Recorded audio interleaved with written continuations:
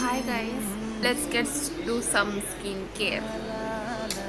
First step आहे steam घ्यायची. आता मी तुम्हाला स्टीम करताना नाही दाखवू शकत बिकॉज माझ्याकडे एवढे ॲस्थेटिक असं काही गोष्टी नाही आहे. स्टीम झाल्यानंतर ना मी फेस मास्क लावण्यासाठी इकडे मी हे वालं घेतलं आहे. थोडीशी कॉफी, थोडंसं हनी, थोडंसं बेसन आणि थोडंसं पाणी आणि हळदी बोलली का मी? I don't know.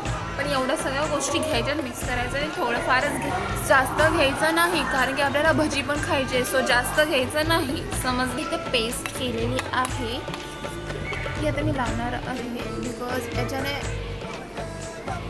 थोडीशी जी काय टॅन झाली आहे मी ते टॅन पूर्णपणे माझा इतका डल दिसत होता चेहरा पण आता एकदम तुकतुकीत. सो कधी पण आहे ना फेस मास्क लावल्यानंतर ना तुम्ही असं स्क्रब करा थोडंसं, त्याच्यामुळे आपली स्किन खूप स्मूथ होते.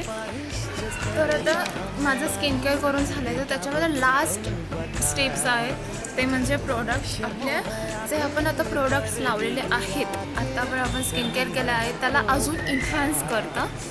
तर ते म्हणजे हे वाला सिरम व्हिटॅमिन सीचं हिमालयाचा टर्मरिक फेस सिरमच घ्या, कधी होते. आणि लास्ट एमोलीचं मॉइश्चरायझर.